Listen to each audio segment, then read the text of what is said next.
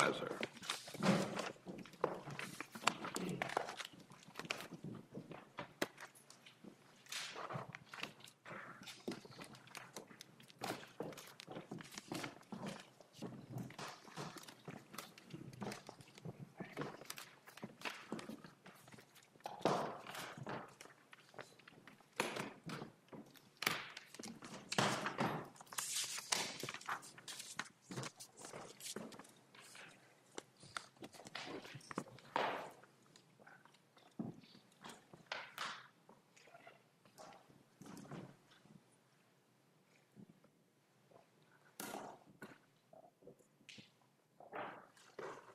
Mr. Burns. Good morning, Your Honors. And may it please the Court. I'm Thomas Burns, and along with Laureen Galeota-Jaffe, we represent Ms. Williams. The discretion to perform Daubert's gatekeeping function is not discretion to perform the function inadequately. The District Court abused its discretion in two main ways. The first is that it confused its role as gatekeeper with the jury's role as fact finder because it continually substituted its judgment for that of the jury by conflating the merits of Dr. Mink's opinions with their methodology's reliability. And the second way it abused its discretion was it applied the wrong legal standards and it misunderstood or mischaracterized the facts. For example, when it confused the Category 1, Category 2 distinction, when it misinterpreted the McLean case, and when it misunderstood what Dr. Mink did and actually did in the underlying science. Can I ask you about the reliability prong here? This is where my concern is. Okay. And I'm not sure I understand Dr. Mink's, well, let me put it this way. I've read Dr. Mink's report. When you read his report, he has certain conclusions. There are not citations to those specific conclusions that might be important. Instead, there's just a list of references at the end. And when you go through his deposition testimony, he talks about, for example, on the dosing information, oh, I got this, from the IRIS preamble explains how these numbers that EPA comes up with are, doses that can be used, and even just setting aside our precedent in this circuit that talks about how you can't really use that. First of all, is the IRIS preamble in the record? I couldn't find it. Second of all, I looked online to get IRIS to see if I could understand what he was talking about, and I just don't see where that explanation is. And so there seems to me to be a disconnect between the numbers that he's using and explaining why how those can be used as dosing standards. Right. So, factual question. Yeah. Yeah. He did do that analysis. I don't know if the preamble is in the record, but it's something that exists. It's something that you could take judicial notice of because it's a regulatory record if it's not in the record. He says he went to it, and the way this works is they create they look at all these studies, and then they pick a number based on what they think should be the appropriate number. And so the easiest one is to look at SO2. And here, they basically all these scientists get together and they say, well, let's look at this whole body of research and pick the right number. And they pick a number based on the acute effect on the sensitive population.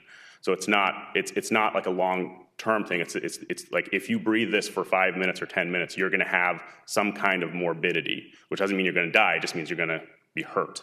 And the number they pick initially was 140, and then in 2010 they knock it down to 75.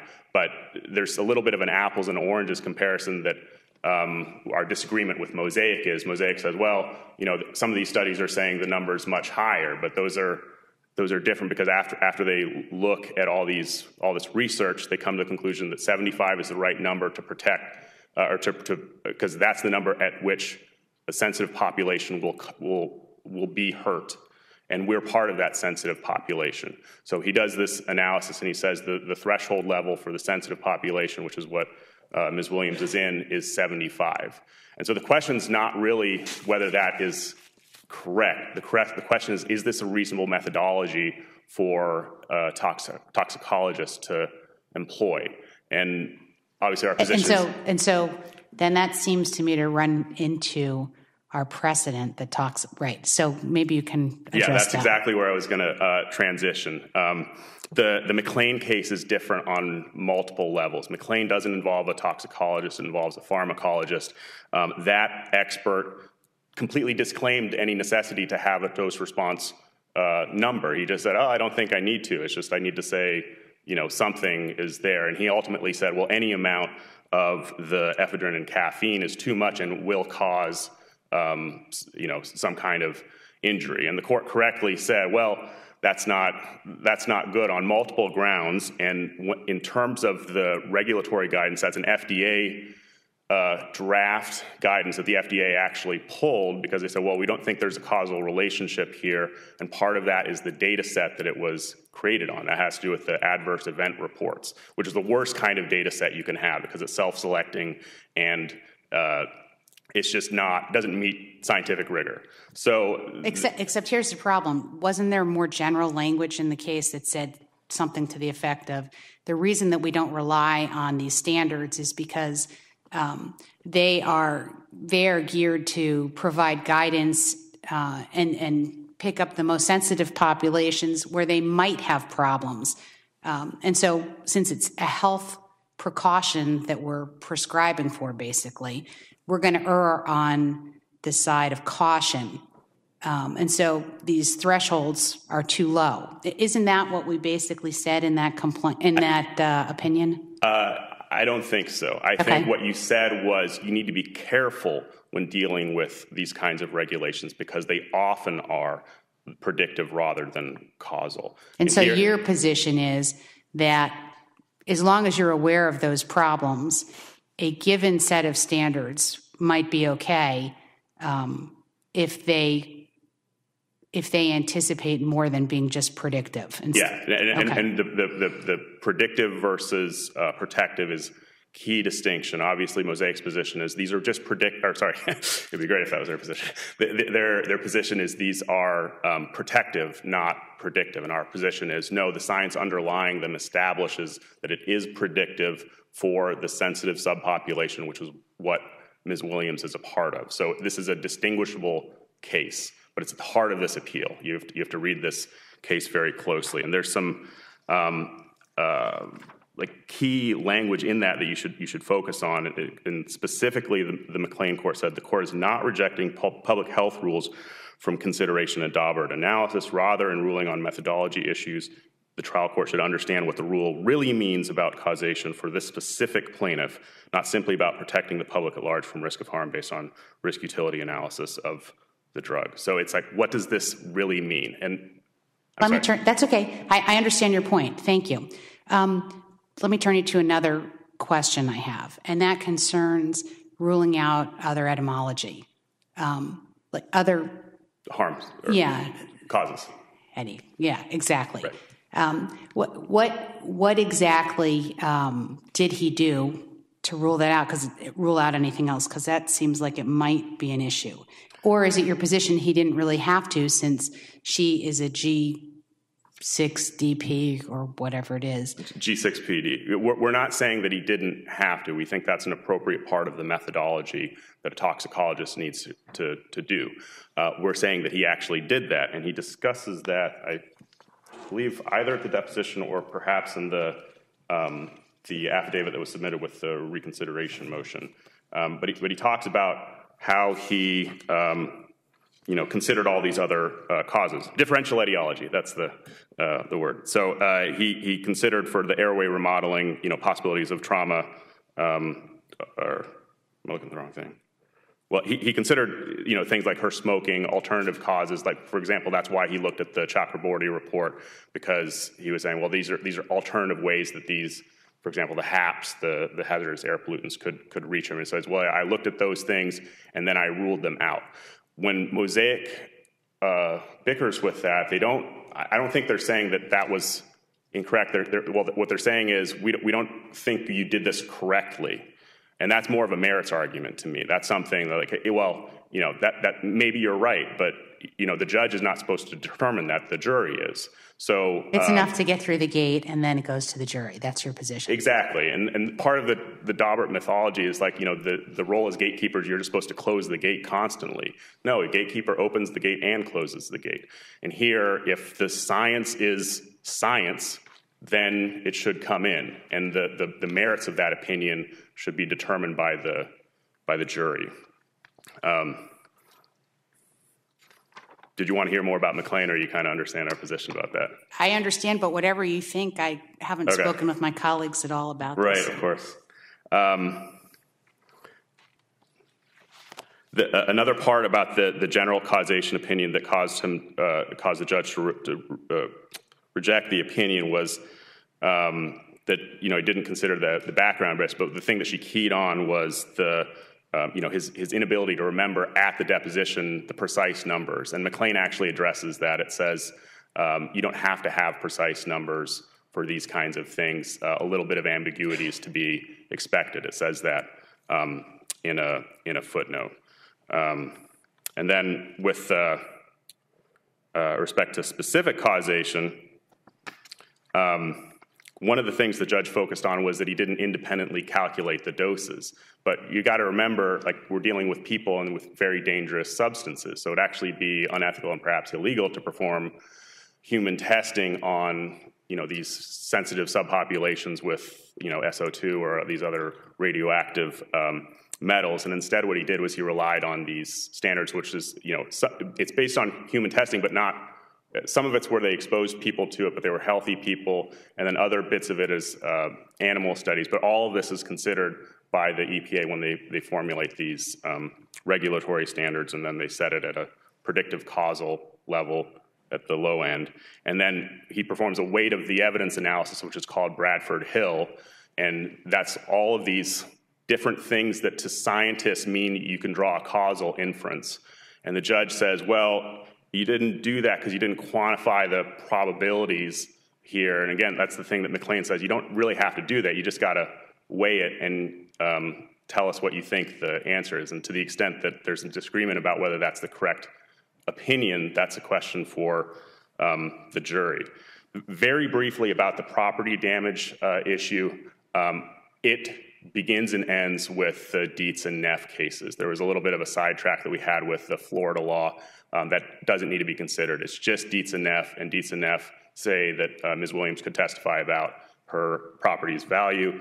And then there's also a little bit of a we have a difference of opinion about the Benefield case and whether the damage was total or permanent. Our position is both total and permanent because it's caused by, in part, these phosphogypsum waste stacks that will always be there. They'll never be removed because these things they can't move. And so she's going to be continually bombarded by this dust, and the dust eliminates her ability to enjoy the property. So it's both permanent and total. That's our case. You've saved some rebuttal. Thank you. Mr. Weinstein.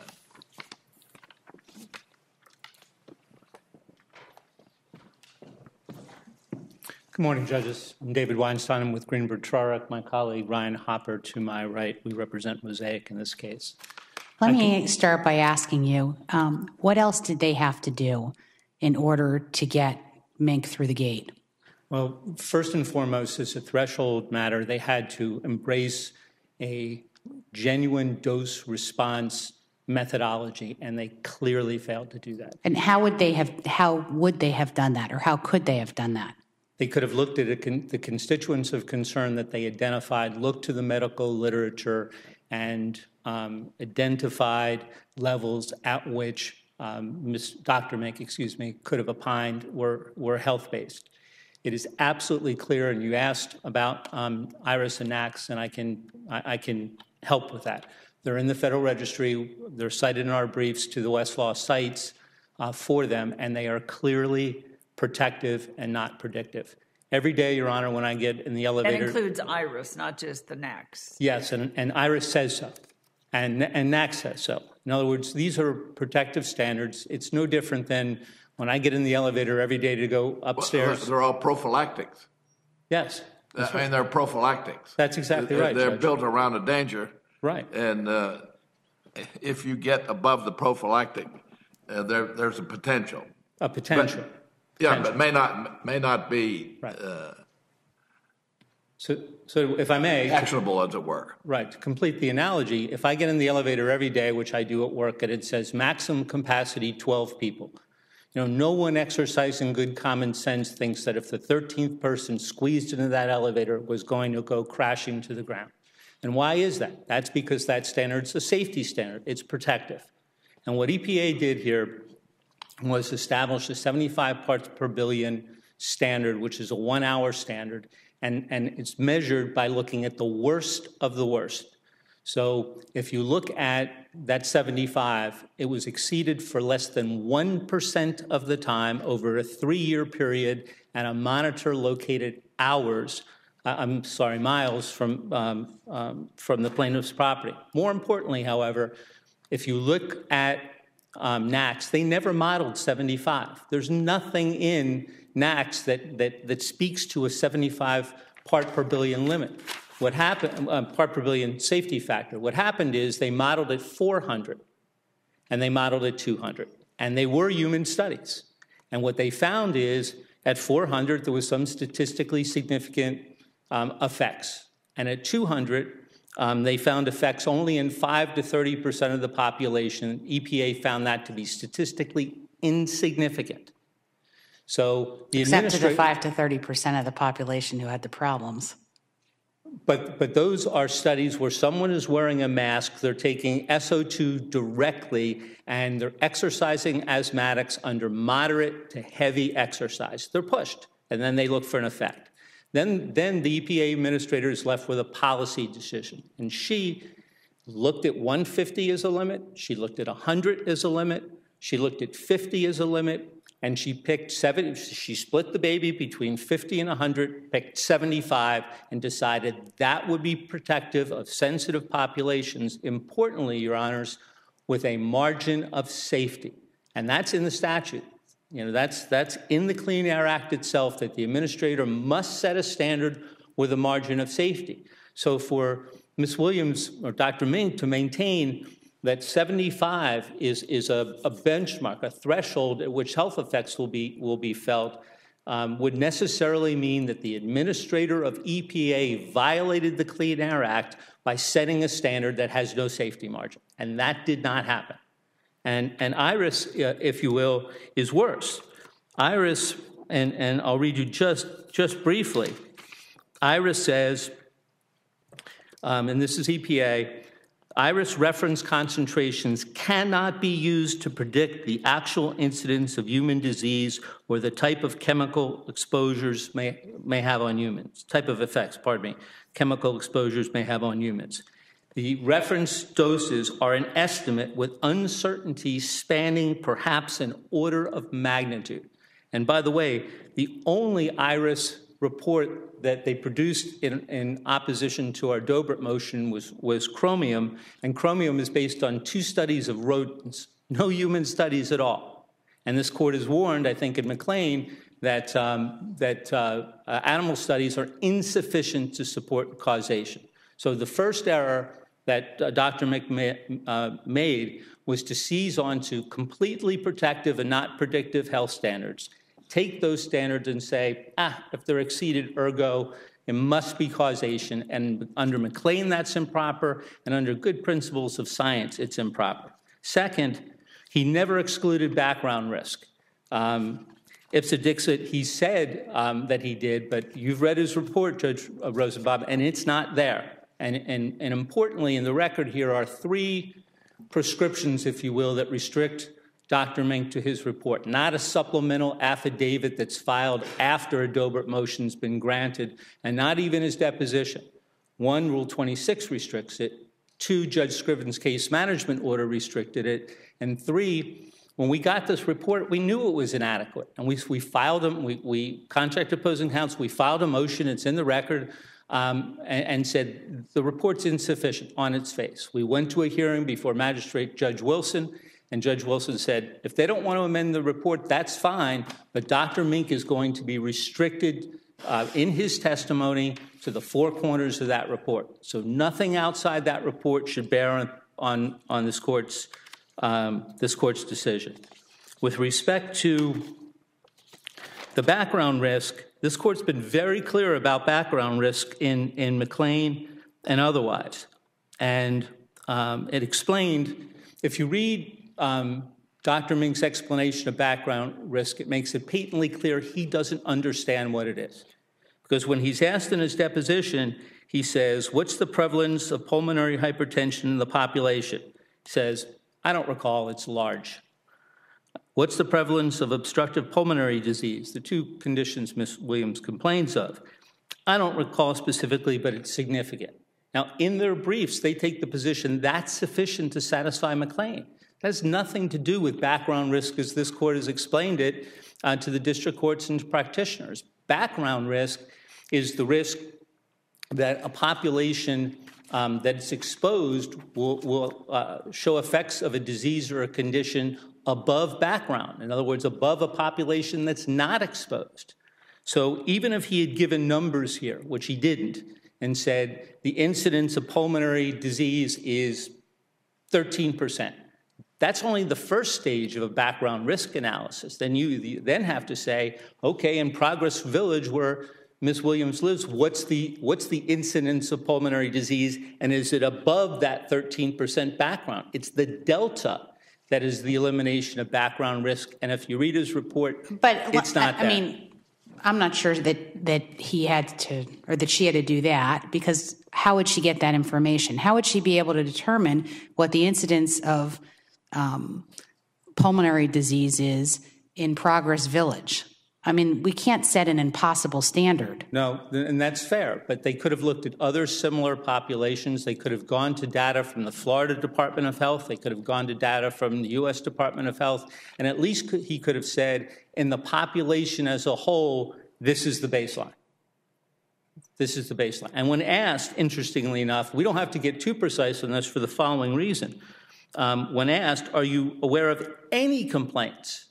Not 13.3, any complaints from any other Progress Village residents similar to Ms. Williams, Dr. Mink answered, not that I'm aware of, not one.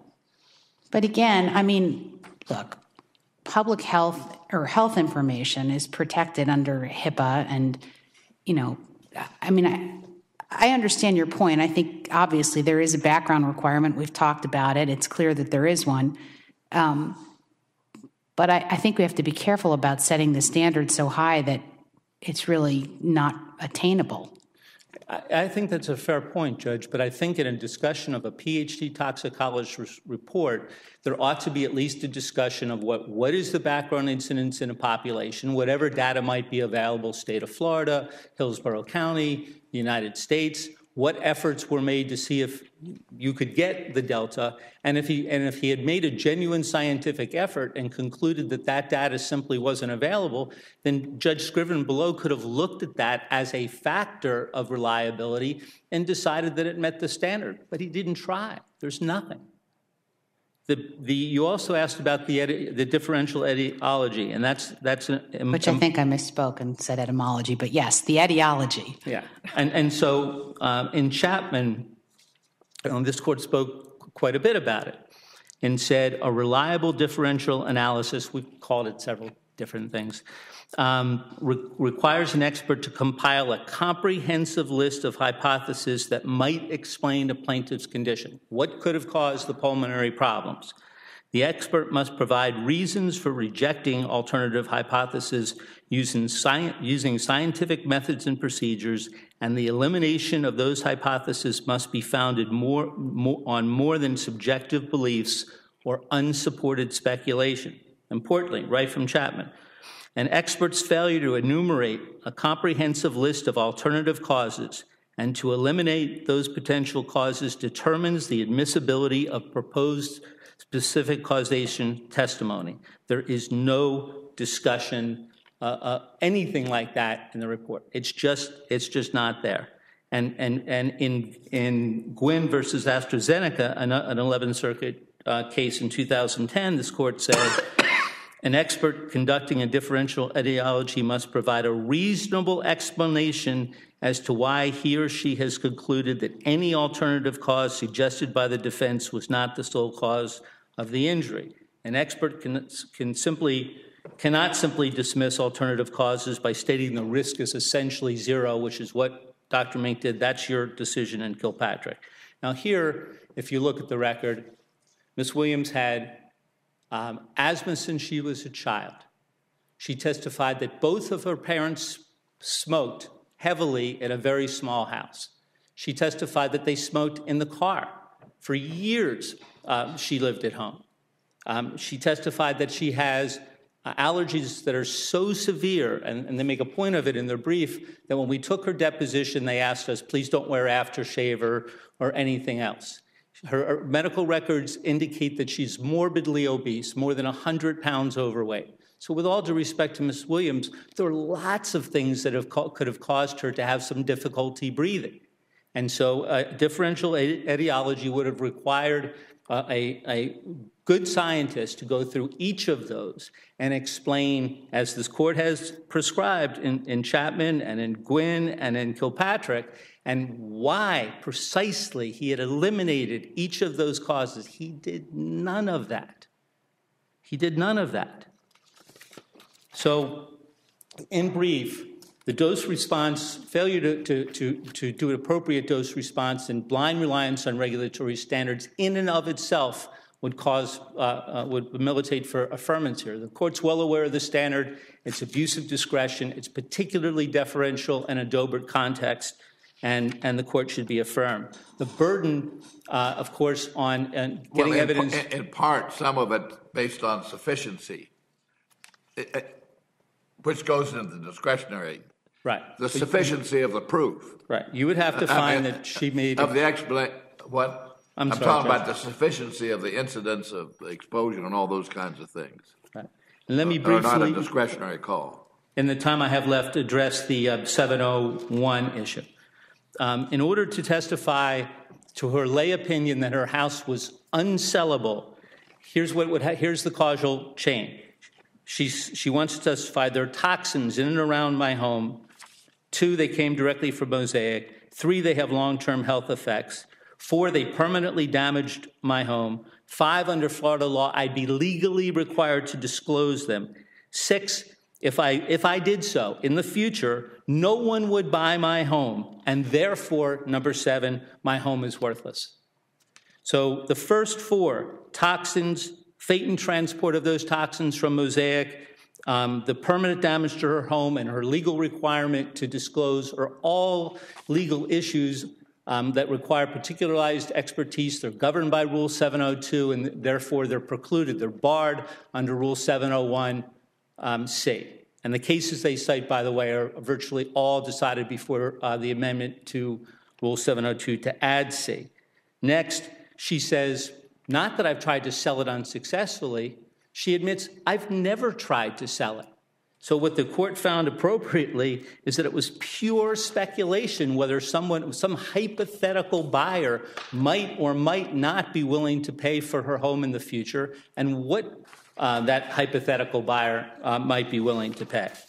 It's a pure hypothetical. If I decided to sell my home, no one would buy it. Hypotheticals, of course, Your Honors, are the realm of experts. No, they're not the realm of lay witnesses. And last, and very briefly, in an amended Rule 26 disclosure, she said, I have an appraisal of my home for $90,000. The property appraiser has appraised it for $50,000, and there's sales in my neighborhood, including on my own block.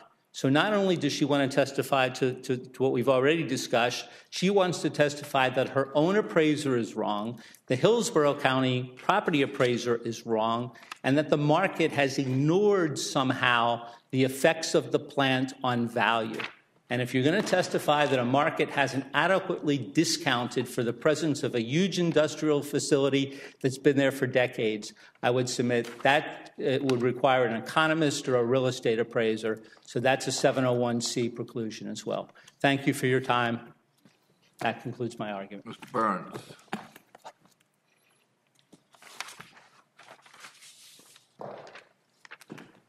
Do you want to address Mr. Weinstein's arguments on McLean? Yes.